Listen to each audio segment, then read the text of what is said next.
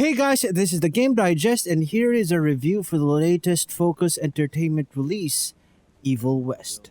Evil West is a third person shooter RPG game set in the 18th century where the player gets to be a part of an undercover monster hunting organization to annihilate and destroy evil and hellish creatures. As Jesse Rentier, a vampire hunter, the player embarks on a dark adventure to save humanity from monsters that prey and feed on humans.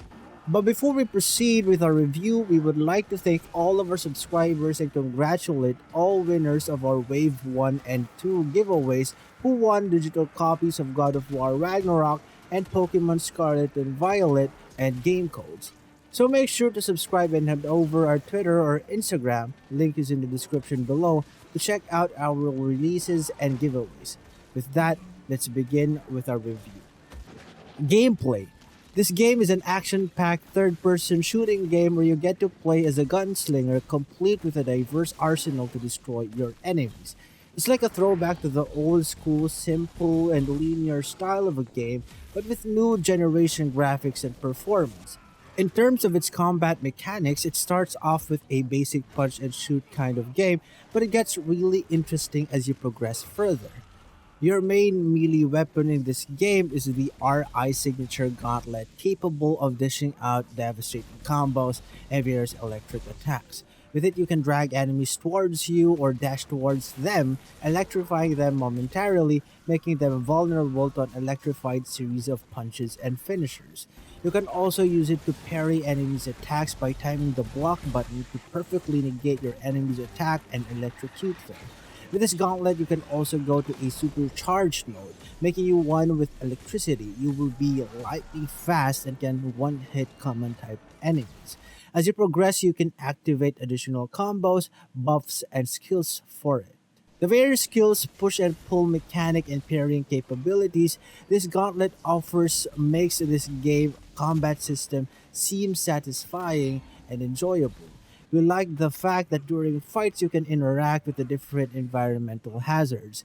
You can launch your enemies to spike barricades, shoot TNT boxes to make them explode, and deal massive damage in an area or launch your enemies towards each other.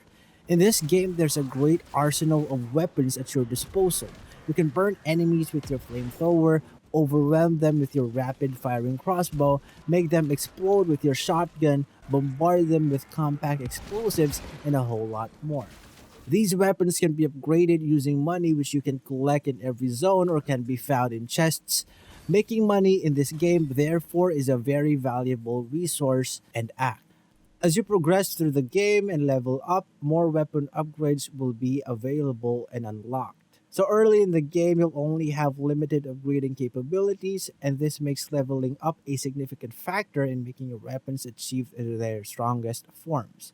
The huge array of weapons offers you tons of choices on how you will approach every fight and offers you various crowd control methods, making fights more engaging and satisfying. In this game, you have a skill tree called perks that offers various sets of buffs and skills that are unlockable based on your level. So yes, your abilities are capped by your level, so you might feel slow at the start, but that makes leveling up really rewarding as it opens up to a whole new set of skills and moves that can be learned. Each time you level up, you gain one perk point, which you can use to unlock skills. New perks like additional bullets, increased energy, pickups every time you kill an enemy, new movesets, and a whole lot more become available as you progress. These perk points can be gained through leveling up or opening chests. The perk points are limited and you have to be careful how you spend it, but don't worry because as you progress through the game, you'll be able to reset your skill tree and weapon upgrades. These new skills and various buffs or perks are great, but it's really limited and offers a little room for creating different builds and experimentation. Overall, we like how the game controls are simple, easy to grasp, and efficient, making you focus only on the good parts, which is the intense action of killing all the hellish creatures and mutated zombies you encounter. The push and pull mechanic mixed in with a great arsenal of weapon choices and various skills you perform with each makes the combat system of this game great overall. World and storytelling. The game is set in a dread-infused hellish version of the Wild West, where you will be able to fight vampires, werewolves, mutated creatures, and zombies. The level design sits on the average. It's not that challenging, it is predictable, it runs in a cycle which can feel a bit repetitive. Although there are some levels where there is a change in mechanic, like shooting your way through a cart railroad to survive, but the chances of you running into these instances are very minimal. In some areas, you can feel that they are very small and the way you interact with the environment is limited. And even the supposed hidden areas or hidden chests can be discovered easily. You'll also encounter puzzles to get yourself across certain areas. It is a good addition to the level design, but it's basic and does not really offer any challenge or satisfaction once solved. You'll basically be in a cycle of walking on a straight path, loot shiny things like bags of money and chests, fight enemies in a large area, and repeat this until you get to the boss fight and proceed to the next chapter to the story. It's really that simple, and that's its main selling point: the linear path progression and the level design. Even though we know that the aim is to give the player a simple linear gaming experience, so it's a bit of a missed opportunity since providing the player with more challenging maps and puzzles could have made this game more interesting and experience worthy. Graphics wise, the environment was well done with great details and rich in color, with each map being unique from the other. The varying environments are noteworthy for giving us different sets of moods and vibes. You can embark on adventure through the Wild West, roam creepy ruins full of spider webs, visit prairies on top of mountains to reach infested forests, and you can lurk through dread-infused nightmarish villages. The only concern that we have with the environment is that in some areas they're too bright or vibrant. As you traverse through each level or area, you'll encounter bags of coins, chests, and various collectibles. You'll also be able to encounter various types of enemies, like leech infested zombies, ghouls, werewolves, cannibalistic predators, and huge shielded mutated grunts, all uniquely designed with their own traits, movesets, and weaknesses. Although there are a good number of enemy varieties as you progress throughout the game, you'll end up encountering them over and over and over again. For boss fights, however, the game surprisingly delivers. There are a variety of bosses that you'll encounter throughout the game, with each having their own weaknesses, which lets you play out different mechanics on how to defeat them, making you look forward to these boss fights. And as you progress further, these bosses become common enemies to spice up the game and make it more challenging. Story wise, the game has a linear plot progression. It's simple and straightforward, and we think this is also one of the game's biggest selling points.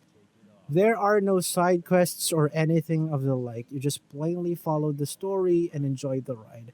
Although there are quite a handful of pickups and collectibles that contain lore and background stories, there isn't much of character development, especially with the main protagonist, Jesse. Could have been great if we could know him better since he's really fun to play and has great abilities and moves.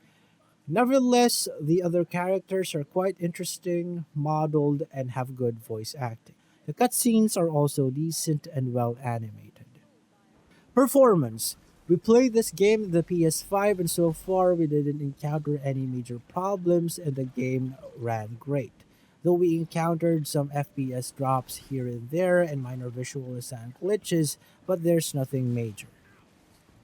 Final thoughts. The game's simplistic combat system, straightforward game progression, and easy to grasp controls makes it great and perfect for the casual gamer or the occasional player who only has a limited time to play a game. So you just basically load it up and instantly enjoy smashing and shooting all these spooky, wicked, and creepy enemies, instantly immersing you in its role in satisfying your gaming hunger. And since most games nowadays require a huge investment of your time and have difficult learning curves, Evil West gives us a refreshing and nostalgic trip back into the early solid games where it's just simple, easy to grasp, and enjoyable.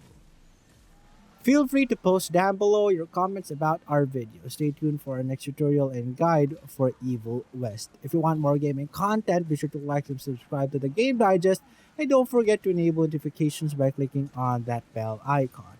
Thank you for your support and stay tuned for our next game guides and reviews. We'll see you next time. Cheers.